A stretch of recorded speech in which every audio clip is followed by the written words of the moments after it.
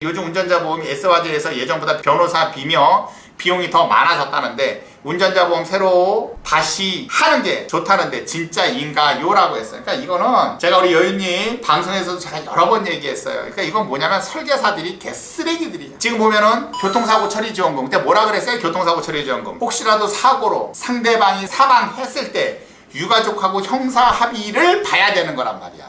합의를 봐야지만 나중에 형에 있어서 감형이 될 거 아닙니까? 그게 바로 형사 합의 지원금. 지금은 교통사고 처리 지원금이라고 한단 말이야. 그쵸? 근데 예전에는 교통사고 처리 지원금이 5천이었다가 최근에는 3천으로 낮아졌다가 그게 바로 형사 합의 지원 말이야. 다시 올라갔으니까 높은 게 좋구나 라고 하지만 이거는 뭐냐면 다 비례보상입니다. 비례보상. 중복보상이 아니에요. 만약에 A라는 보험사에 형사합의 지원금 3천, B라는 보험사에 이번에 5천이 돼서 5천 가입했단 말이에요. 그럼 8천이 나오는데 내가 형사합의금으로 그래서 유가족하고 저 2천만 줄게요. 그래서 2천 합의했어.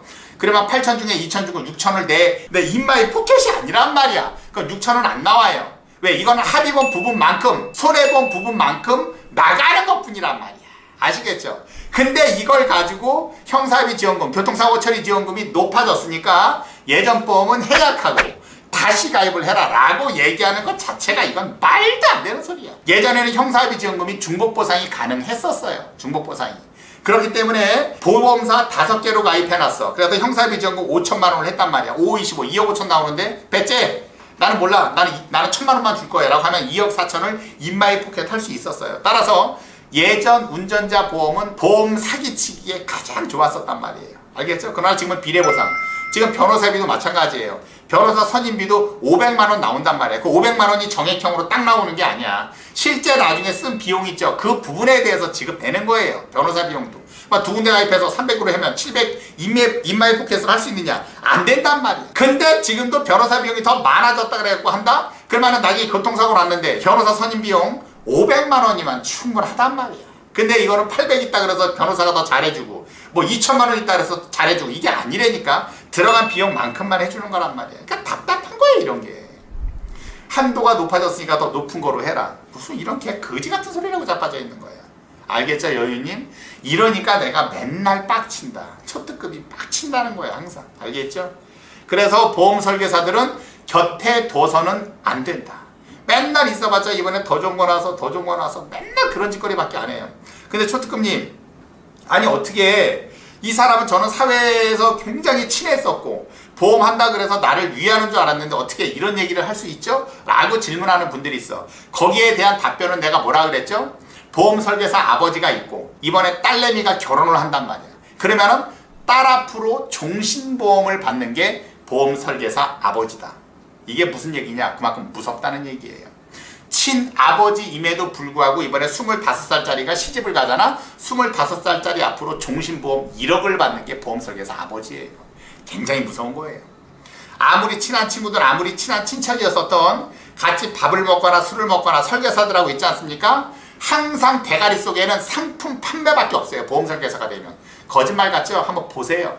그 사람이 양심껏 나한테 해준다? 걔 지읒 같은 소리 하지 말라고 하세요. 온통 대가리 속에는 상품밖에 없어요. 그리고 이번에 상품을 받았어도 앞으로 5개월, 6개월 있으면 또 계속 졌다이 소리 하면서 변호사 선임 비용이 1,000만 원 또는 2,000만 원으로 높여졌다면서 또 팔아쳐먹는 거예요. 아주 돌아버리겠는 거야. 설계사들은 자나 깨나 비가 오나 눈이 오나 바람이 부나 오로지 대가리 속에는 상품 생각밖에 없어요.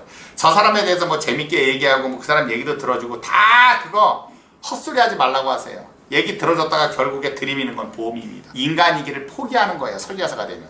근데 그 사람이 언제 돌아온다? 보험 설계사 일을 그만두면 원래대로 돌아옵니다. 원래대로. 보험이 그렇게 더럽게 무서운 거예요. 알겠죠? 초특급 말 들으세요.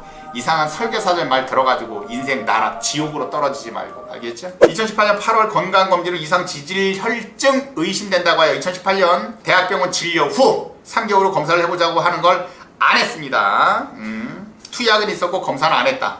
그리고 2019년 6월 보험가입을 하였는데 어차피 대학병원에서 진료를 받았으면 이건 추가 검사에 들어가서 1년 내에 고지사항이 해당이 됩니다. 따라서 2019년 이게 10대라고 한 겁니까? 이제 10월이라고 한 것 같아요. 2018년 10월이니까 이건 2019년 10월 이후에 가입을 하면 고지 없이 가입할 수 있으나 2019년 6월에 보험가입을 했기 때문에 이거는 고지 의무 위반이다. 10월 진료코드가 상세불량의 고지혈증으로 되어 있더라고요. 이 경우는 고지 위반인가요? 라고 했어.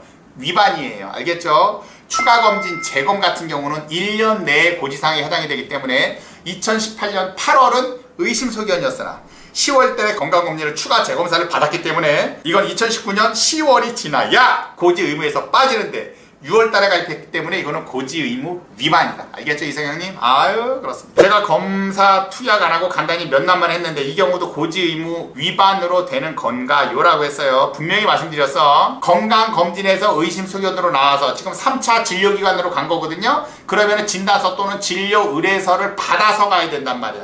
받는 즉시 이거는 재검에 해당이 됩니다. 알겠죠? 내 말 들어, 그냥 초특급 말. 알겠죠? 이상하게 가입해놓고 말이야. 이게 고지 의무 위반이냐 아니냐 물어놓고 나서 이거 아닌데 왜 자꾸만 너는 고지 의무 위반이라고 하냐. 그런 소리 하지 말고. 알겠죠? 나 그런 얘기하는 거 굉장히 싫어해요. 자, 우리 한상민님. 제가 2015년도에서 2018년까지 건선치료 10회로 고지하고 부담으로 보험가입했는데요. 요양급여 내역분이 총 28회로 되어 있더라고요. 이 경우는 어떻게 해야 되나요? 고지했기 때문에 이거는 상관이 없어요. 알겠죠? 이거는 그냥 피부 부담부 떨어진 대로 그대로 가면 되는 거고, 나중에 만기가 끝나서 뭐 피부 부담부 기간이 끝나서 보험금 청구했더니 그때 뭐야 왜 일수가 짧게 고지했어, 안 돼, 이거 고지의무 위반이야, 이런 거는 아예 없습니다. 알겠죠? 아유, 그렇습니다. 삼성화재 종합보험의 3대 진단비를 갱신형, 실비 있는 상품을 2개월 자동이체 중지하고 실효되는 날에 감액 후 일부만 유지할 경우, 실효되는 날에 감액 후 유지되는 특약만 보험료 내면 되나요? 아니면 변경 전에 총 보험료를 다 내고 나서 감액해야 되나요? 그랬어. 어찌됐건 실효가 됐을 때는 감액 자체가 안 돼. 무조건 부활하고 감액을 해야 되는 건데, 실효 전이라 그러면은 얼마든지 감액을 할 수 있다. 근데 지금 김태현 FC 얘기하는 거 보니까 이제 김태현 FC가 있잖아. 저기 이제 이상한 3000% 빠지기 시작한다. 이거는 일반적인 보험 계약자들한테 이거는 도움되는 게 아니야. 근데 지금 이런 질문을 한다라는 건 뭐냐면, 설계사들이 가장 위험할 때가 언제가 위험하냐면, 우리가 일반적인 방식이 아닌 아주 예외적인, 예를 들어 뭐라 그랬지? 뇌졸중으로 쓰러져서 병원에 가고 있는데 교통사고로 사망을 하게 되면 이거는 질병 사망입니까? 재사망입니까? 이렇게 물어보는 설계사가 있어. 그 물어보는 사람은 바로 잘립니다, 나한테. 그걸 왜 잘리는 줄 알아? 쓸데없는 것만 물어보는 거야. 그리고 김태현 아버지가 물어보는 건 일반적인 게 아니야. 이건 아주 예외적인 거. 곰인 줄 알고 쌌는데 알고 보니까 사람이었다. 그러면 이거는 착오에서 비롯된 건데, 이럴 때는 살인죄에 해당이 되느냐 안 되느냐, 뭐 요런 거. 사냥을 할 리도 없거니와. 곰인 줄 알고 쌌는데 이게 사람으로 될 건지 안 될 건지, 이거는 희박하단 말이야. 지금 질문의 내용을 김태현 FC가 딱 보니까 마음이 아프다. 마음이 아파. 김태현 FC 3000% 빠지고 있어. 알았지? 이거에 대한 정답을 내가 얘기해줘야 원래는 정상인데, 정답이고 나발이고 필요 없어. 지금 이상한 길로 빠져들고 있는 거야. 김태현 FC, 알았지? 그래서 우리나라 보험회사가 무섭다고 몇 번을 얘기를 하니. 치아골절은 하루에 몇 개 보장되나요? 하루에 12개도 보장됩니다. 하루에. 단 12개 사고가 다 틀려야 돼. 알겠죠? 아침에 계단 내려가다가 하나 부러지고, 올라오다가 또 하나 부러지고, 엘리베이터에서 발을 헛디뎌서 또 하나 부러지고, 난간에서 뛰어내리다가 난간에 잘못 부딪혀서 또 하나 부러지고, 그러면 부러지는 대로 계속 나와요. 그거 왠 줄 아세요? 서로의 사고가 틀리니까. 근데 엘리베이터가 갑자기 쓰는 바람에 내가 굴러 떨어져가지고 치아가 12개가 부러졌다. 그러면 골절 진단비는 한 번만 나갑니다. 왜? 한 가지의 사고로 12개가 부러진 거기 때문에 이거는 합산이 안 돼요. 알겠죠? 오늘 안과에 갔더니 백내장이 진행 중이라던데요. 라식 전문 병원에서 백내장 해독 실비보험 되겠죠? 라고 했어요. 백내장 수술한다면 당연히 나오는 겁니다. 그러나 라식 전문 병원에 가서 백내장 수술을 했다 그러면 이거는 치료비에 대해서는 나오지, 나중에 뭐 어차피 뭐 렌즈 삽입술 같은 거 해도 뭐 나올 수는 있겠네요. 렌즈 삽입술이고, 이거는 질병으로 인해서 이렇게 됐다라는 게 밝혀져야 되는 거예요. 알겠죠? 그러면은 실비보험에서는 나옵니다. 아유, 그렇습니다. 2009년에 10년간 완료된 암보험이 있습니다. 80세 보장, 일반암 1000만원에 특정암 2000만원, 위폐, 간암 3가지거든요. 특정암, 납입보험료 390만원인데 어제 기준 해약환급이 500만원 정도 됩니다. 재테크적 관점에서 이 보험을 해약하는 것이 유불리를 말씀해 주세요라고 하셨는데, 이거는 유불리를 따지기 전에 무조건 가지고 계셔야 되는 거예요. 알겠죠? 그때만 하더라도 공시율이 높은 때 가입을 했고, 더더군다나 얘는 왜 해약환급률이 왜 높냐? 보험료 납입 기간이 짧으면 짧을수록 해약환급금은 높게 되어 있습니다. 왜? 그 시간이 지나는 동안 사업비라든가 이런 것들은 다 빼고 공시 이율로서 납입보험료가 불어나는 효과가 있거든. 그래서 10년 납보다 5년 납일 경우에는 해약 환급금이 한 560만 원 정도 나왔을 거예요. 아무리 해약 환급금이 560만 원 나왔다고 하더라도 일반암 1000만 원에 비해서는 적을 거고 특정암 2000만 원에 대해서는 적을 거기 때문에 얘는 무조건 끌고 가야 된다. 알겠죠? 내 말 들으세요? 그렇습니다. 제가 기면증이 있어서 인터넷 카페에서 가입해서 글들을 읽어보면 기면증 때문에 보험가입이 거절되었다는 글들이 종종 보이는데요. 기면증은 보험가입할 방법이 전혀 없는 건가요? 라고 했어요. 기면증은 가지고 있지만 이거 잠을 깨우기 위한 만약에 약을 지속적으로 받았다라든가 5년 안에 한 달 이상 처방을 받았다라고 하면 그거는 고지 의무에 해당이 되고 고지를 하게 됐을 때 이거는 가입 거절은 맞습니다. 그러나 이거를 피해갈 수 있는 방법은 한 달 이상 처방받지 않았다 그러면 이거는 고지 의무에서 빠지는 겁니다. 단순히 기면증만 앓고 있는 거지 이건 빠지는 거야. 두 번째, 설사 기면증이라고 하고 한 달 이상 약 처방을 받은 게 있다라고 하더라도 이거는 유병자로 들어가면 얼마든지 들어갈 수 있는 거예요. 카페에서 저렇게 얘기를 했다? 그거 다 개소리예요. 알겠죠? 박병민님, 초특급 말을 들어라. 엄한 병신 같은 설계사들 말을 듣지 마라. 알겠죠? 설계사들 말 들어야 좋은 거 하나도 없어요. 알겠죠? 그렇습니다. 안녕하세요. 보험을 해지할 때는 받는 해약 환급금은 제가 보험으로 보장을 많이 받았다면 해약 환급금에 영향이 있나요? 없습니다. 해약 환급금에는 영향이 없다라는 거 아시겠죠? 전혀 영향 없어요. 내가 보험을 많이 받으면 보험료가 올라간다든가 차이가 생기는 거는 자동차 보험밖에 없다는 거 알겠죠?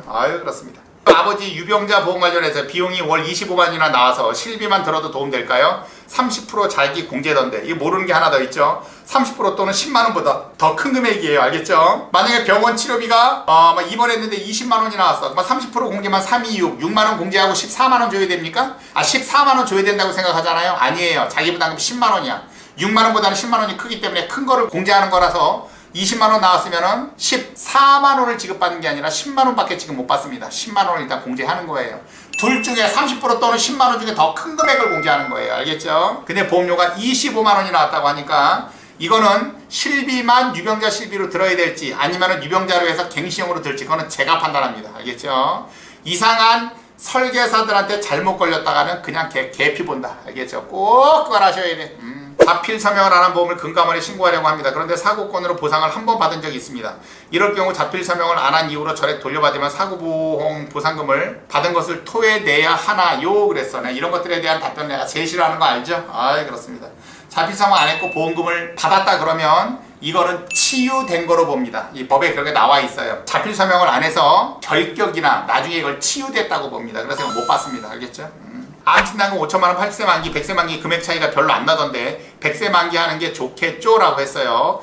5천만 원인데 80세 만기와 100세 차이가 얼마 안 난다? 이런 경우는 아주 극히 드물어요. 근데 지금 얼마 차이가 나지 않는다 그러면 아까도 얘기했지만 어린애들수록 얼마 차이가 안 나요. 100세 만기로 하든 80세 만기로 하든 어린애들은 차이가 별로 안 납니다. 왜? 지금 만약에 5살짜리인데 80세 만기 한다 그러면 75년까지 가는 거고 100세 만기 한다 그러면 95년까지 가는 건데 75년이나 95년이나 돈에 대한 가치는 똥값이다. 알겠죠? 근데 지금 나이 60 먹은 사람이 80세 만기와 100세 만기는 어마어마하게 차이 난다.